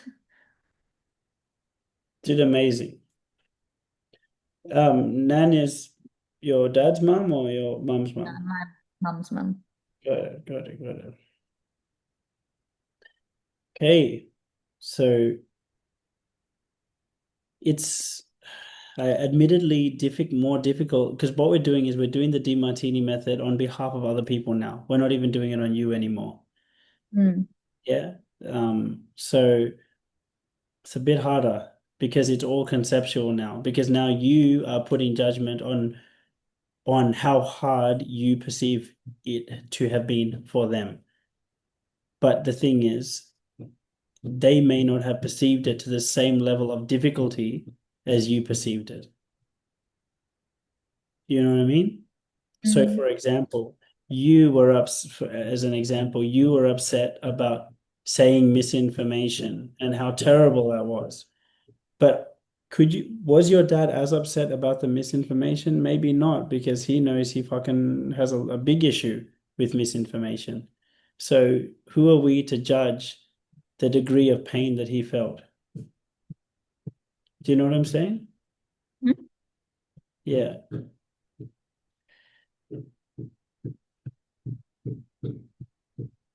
I'm just trying to think of the best way for this to land for you. And it's like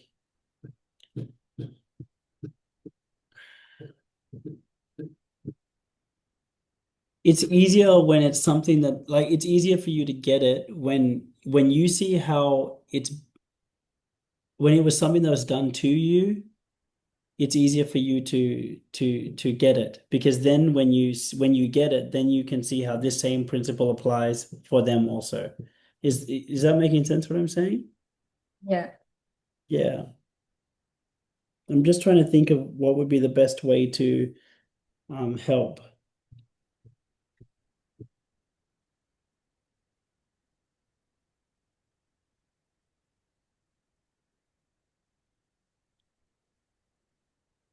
So we've got this event and we've got your mum. I actually in my heart actually feel like this is the root cause though, because this is the root cause actually, because you're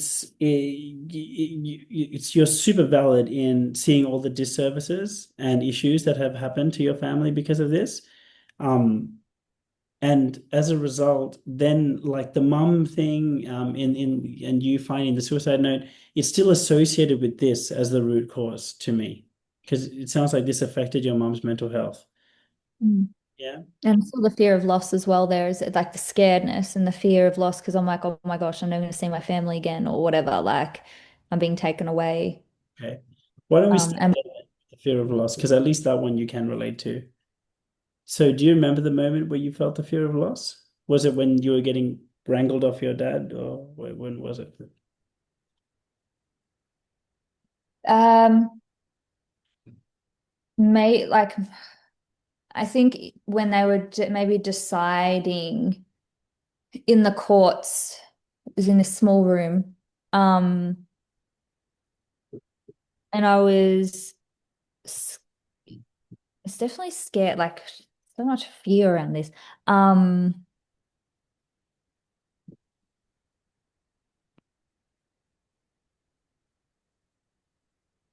Yeah, fear of loss would have probably started from in the courtroom, sort of, and in the car, like that whole, like, 'cause it happened very quick. So, yeah, in that moment. You're doing great. Who did you perceive that you lost? Like dad, probably, because it was on him, and like a bit of mum, Cool, because, yeah, I was being driven away. And then, yeah, cool. And you're doing great. And when you think of your dad at that time, what was the traits that you felt like you might have lost? what were the traits? What was the traits about him that you perceived you might have lost? Well, his presence, um, What does presence mean? Is it that like warm, being guidance, physical? Well, just being there physically. Um, yeah, just being there energetically, being there like um around, like that safety, like the safety of the parent, my parents. yeah. So physically, or energetically, like presence, energy, they get created by certain traits that people have. So would you call like the energy or the presence, would you call that like a physical presence, like a manly, like masculine presence, or like so we want to get a bit more specific about um Stability. stability. Oh, now we're talking. So a sense of stability somehow. Yeah, Yeah. that you feel when that he presents to you. Yeah. And like that again, like the being aware of my surroundings, like there's someone that I've obviously felt safe with. So safety, which is so strange because of like the situation that I would have felt safe with him. Um, um, what else? How about we start with safety and stability? Yeah. Someone projecting. So who entered your life at that time? Who who gave you like how did the the masses live in the world of gain and loss. The masters live in the world of transformation. So energy doesn't die, it just changes forms. So Yeah. Well, I guess in that moment, I didn't perceive it much at the time, but the people that were trying to protect me, oh, but like my dad could have done anything, and they're believing what they have to do, following the process, like any protector would be. Like my nan, not in that particular moment, situation, was trying to protect me, give me that safety and feeling heard. But well, then like the people obviously driving the car away was that protection and safety. But I was obviously pushing that away because I'm like, I don't fucking know you. And who are you driving me in this dark car and and all that sort of stuff. So like, what you'll find, Shay, in the moment itself, where you are feeling the loss of your dad's safety and security, in that moment, it comes to you in another form. So if you go back to that moment, it'll be in your subconscious mind. Where were you receiving? How did you receive the energy of safety and stability in that moment? Did it come from something that was physically there, or did it come in as something that you thought in your mind? It was probably the physical people there and the car, again, surroundings. Like, even though it was unknown, it was the car. Like, I was safe in the car. Fascinating. That's what, yeah, it's all about like what I'm surrounded by obviously affects my sensation of feeling safe. Not for everyone, Shay. Oh. Well, from I mean, some people can be in a very safe place and they don't feel safe, you know. mm, But you were able to feel a sense of safety from your surroundings. Because I think even you, by your own admission a bit earlier today, you said you're good at kinesthetically receiving things. Is that kind of what you said? Like the physical environment around you, you're good at receiving that. yeah, Not everyone can do that, you know? yeah. Definitely, definitely. You can be in a super safe place and have an anxious like anxiety attack. Yeah, well, I think that's like when I said, the ocean and the beach and me being by myself, like the surrounding was that sense of like safety or reassure, like How do not you even how do not a you think human. it served? Yeah, yeah, yeah, yeah. You're so smart. How do you Yeah. think it has served you from that moment until today that you have this affinity or connection or strength with being able to find safety and stability through physical surroundings? Um, that I can adapt, well, I kind of like naturally or quickly adapt to my surroundings and try and make it a safe space everywhere I go or anywhere I go. And then like the more I expanded like my traveling and stuff like that, there was more places I felt safe in. And um so it was able to allow me to find other safe spaces in the world. Right. Usually there's a particle and an antiparticle, even in a family dynamic. So my guess is your sister's the opposite of this. Yeah, yeah, Left home. no. She stayed in a small country town and I ran away from it because I was like, fuck this. But can you see, dude, can you see that you're seeing it right in front of your eyes, right? Like your affinity to being able to somehow recruit the environment around you to make you feel safe. Uh, Point number one, Michaela clearly cannot do that because she stayed in her in a small country town. Whereas Mm. you've been able to go fuck you, and I mean fuck the country town or whatever, and go and escape, right? And But also, well, energetically, I think even from a young age, I've always felt protected. I'm getting emotional, so this is definitely it. Like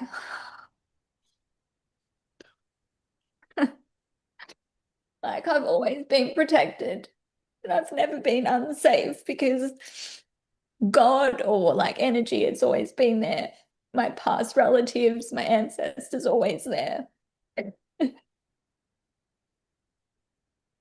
And I've always said that, and it's just hit me again. Like, I always feel like it doesn't matter what I go through.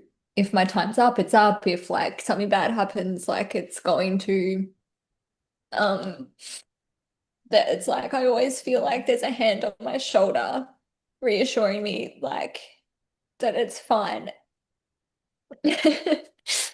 Um, yeah, and like when I've seen like connect with spirits and stuff like that, like of sense, and I think that's why I'm very sensitive to my surroundings because I feel it in my body or like around me.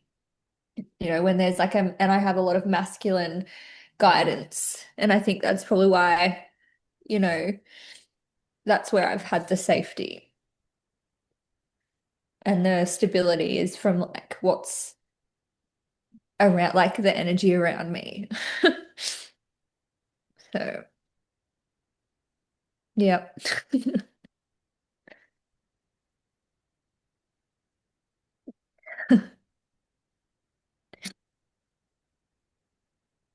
Yeah.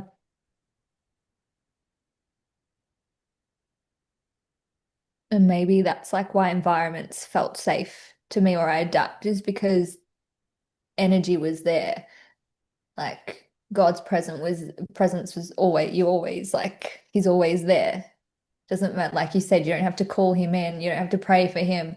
It's so funny that you said that actually that you know, because he is always there and like and he's always been there, or energy, whatever, has been there.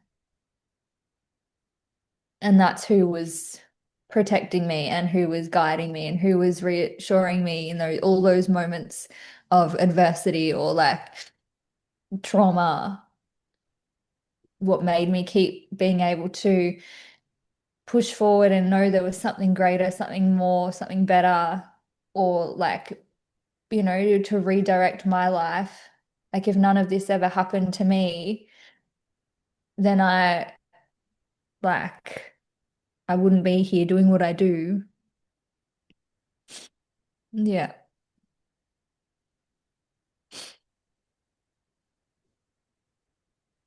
Yep. Fuck you, Dim. You made me cry again.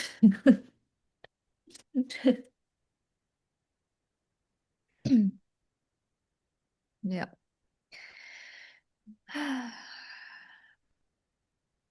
Hmm. Yeah.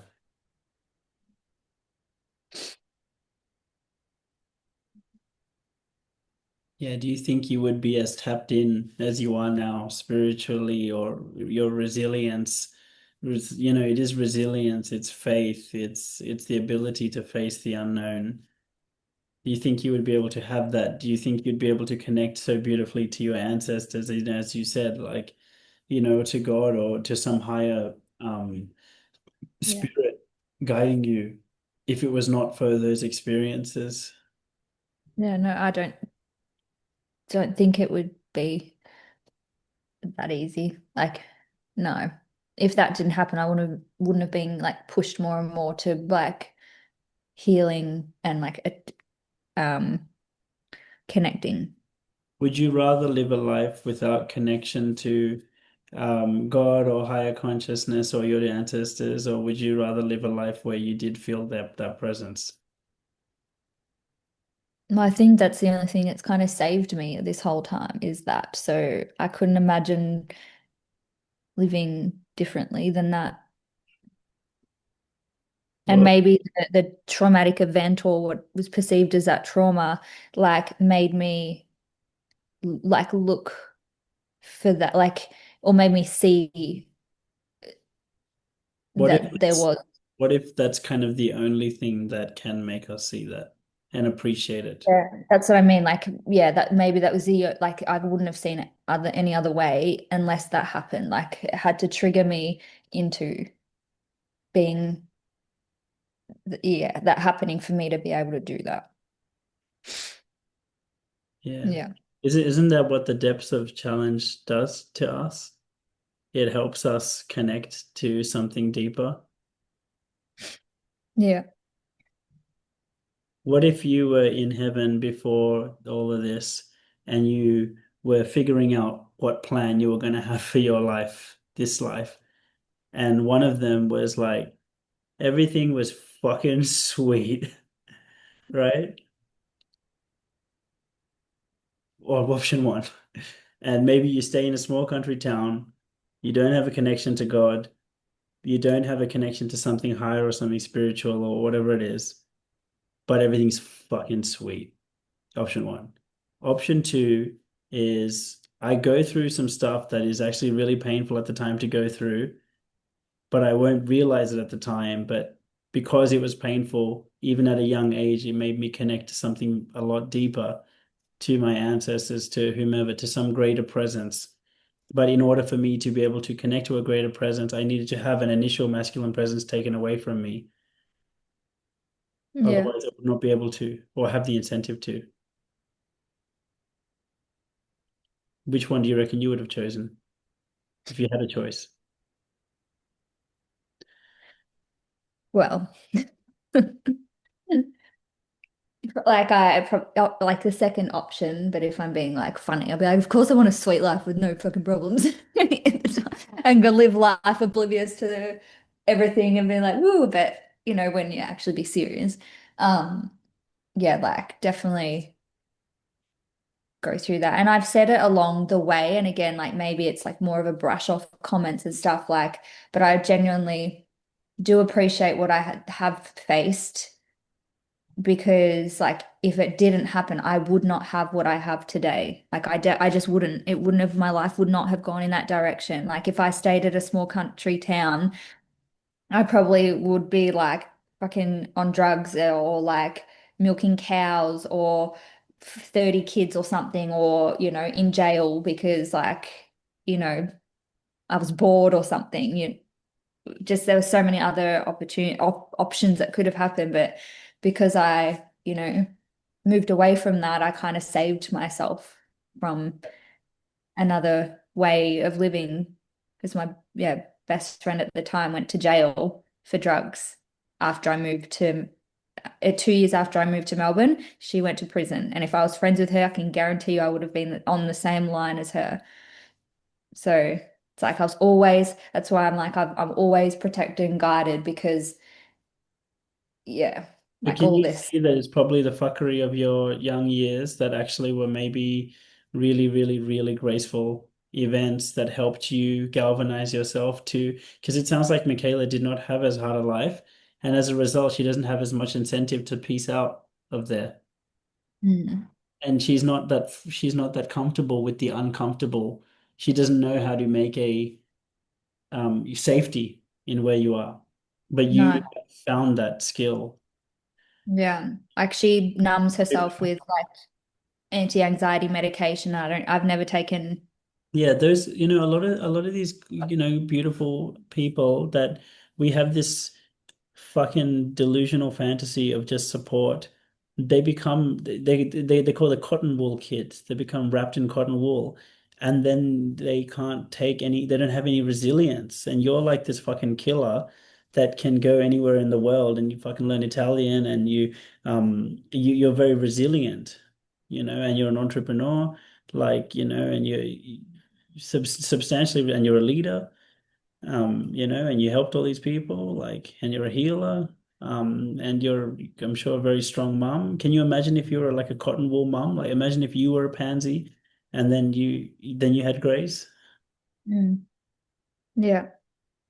And that's like I'm so grateful that I can like reinvent my childhood through her by allowing her to be a kid and not interfering with her development or like what she's into, like never, like I do get my childhood back through her by being open and flowing with her, not just what I think should happen. Obviously, might come up where I'm sometimes like that, but like my intention is to live through her with her development and allow her to be I guess like, what I'm trying to say is, I know what you're saying is very wholesome, but I guess what mm, I'm trying to say is there was nothing wrong with your childhood.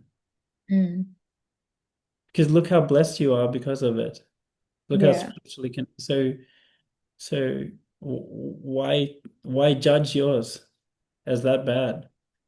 Because to relate to other cunts, yeah, like they don't get this stuff. So for example, if someone heard about my childhood, they would judge it as bad. But actually, Grace, sorry, Grace, Shay, can I just say, like, I'm sure you've heard Western people go, "Oh, fuck those fucking starving kids in Africa. Fuck, I feel sorry for those motherfuckers," like all those people in third world countries. They don't actually understand how judgmental that is, right? And here's why. Because how many times have you heard those exact same people go to third world countries and go, "Fuck, these people don't have shit, yet they're so happy. They're happier than us here in Sydney or us here in Melbourne." Right? mm, So who are we to judge that they have a life worse than ours when they have probably a richer family? You see how joyful these people are, and yeah, technically they're poorer than us. So that's our judgment, thinking that our life is better than theirs, right? But actually, like, Fuck, man, I've seen so much more joy than we have. So, Yeah. so it's a judgment to think that kids in Africa are worse off than us. It's a moral judgment. It's not appreciating probably the incredible depth and fulfillment of life that they have, connection to nature, connection to animals, connection to each other, support that they get, the love, that the richness, the wholeness that they get. I Um, think privilege sometimes is actually the worst thing for you. Like in those, because takes you away from that Yeah, stuff. yeah. And imagine, Shay, if you were born into the royal family and you were driving around in Ferraris since you were a baby. You you don't know what a Toyota feels like because you've fucking been in a Ferrari. Sorry? Yeah. I said, oh, that must be nice. Yeah, Yeah. well, we'd think that, right? But then what would you aspire to? Like what, like the satisfaction that you and me would get when we're in a Ferrari? It's like, yo, Ferrari is dope and I can appreciate it genuinely from my heart and soul because I know what it's like to fucking not even have a Toyota. I know what it's like to walk fucking 10 kilometers from my mom used to walk me and my fucking baby sister from school to home every day. I remember those long walks. So the Ferrari, so fuck you if you judge me as having a shitty childhood, because now when I'm in that Ferrari, I'm gonna love it so much. And I have so much reference experience to love it from. I'm gonna be more grateful in that Ferrari than someone who was born in one. Yeah. Yeah, I'm actually going to get more satisfaction that that person will ever get. That's why these people, the royals and stuff, they turn to drugs and debauchery. And why? Because they never got challenged. They got cotton wool, so they had to do drugs and go to jail and all the other shit that you said to experience some kind of challenge, so they can get some range. Because it's with Mm. range or contrast that we perceive life, and with no contrast you can't feel it. So so it's very judgmental to judge your childhood as worse than someone Mm. else's, because it's not seeing the blessings that you got, that you could potentially be cheating someone else out of by wishing them a better childhood. Like, so rest assured, like when I have my kids, like, um, I'm just gonna try, I'm gonna give them as many challenges as is equanimous. They have to have a balance of challenge and support. I'm just gonna try and give them challenges in the light. That's all. You know, I'm not trying to, this is not, don't take this personally about Grace. It's got nothing to do with that. I'm just speaking about your piece there. What do you think of this? Yeah. Good. It's good. Good. Yeah, Grace just sighed too in her sleep.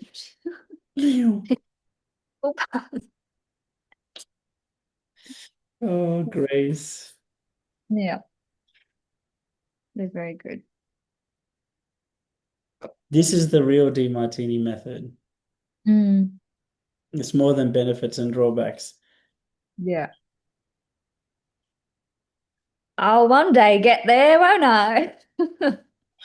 I've been Yeah. doing it since 2020, so if I look good, it's because I've done insane levels of practice, that's all. So I'll be like, hang on one moment. So the next question. So that'll be me, like, hang on a second. Very good. Yeah, like I look forward to being able to do that.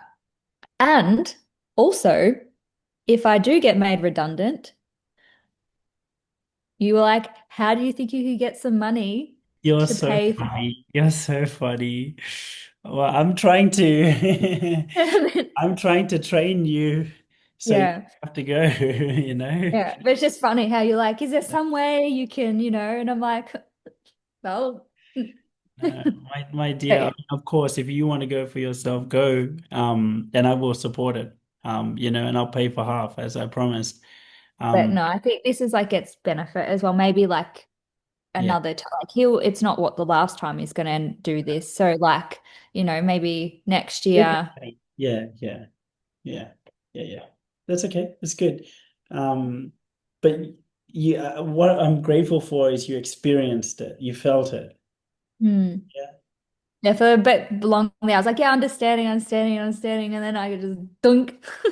Yeah, yeah. The dunks is what we're after. That's when Yeah, the penny drops. Yeah. yeah, and I could feel it coming up. I was like, this motherfucker's got me again. Oh, well done. Yeah, Okay. yeah, Well, it's I'm tired. I've been working since 9 a.m. It's 5:30 p.m. here now. So, yeah, all yeah. right. I I'll need let to you go. Hmm? go and do some recording. I hope she stays asleep a little bit longer because that's yeah makes it so hard. And to try and do the fucking Hoponopono thing. Oh yeah. Is there something, I know this is so shit of me to, is there something maybe like a YouTube thing I could say, can you listen to this? It's really important that you do this. I just don't know one to send her to do that and then Here's what you do. I do do. the, Here's what you do. Um, okay. sorry. Either notice again. Either I can do it right now, or I'm going to tell you what to do, and then you do it. So it's very simple. Elena, you're going to do 3 steps. Step number one. Sorry, Okay, you're what did you? back. You're back. You know, you froze a little bit. You're back. Hello. Hi. Okay, what did you? Okay, great. So, Elena, you're going to do 3 steps. Step number one, you're going to write this very beautiful, very sacred Hawaiian prayer on a piece of paper. You're going to write, I'm sorry. Please forgive me. I love you. Thank you. You're going to write that on a piece of paper. Number two, you're going to go to a place where you can do this prayer for the next 20 minutes or so. And you're going to play this song.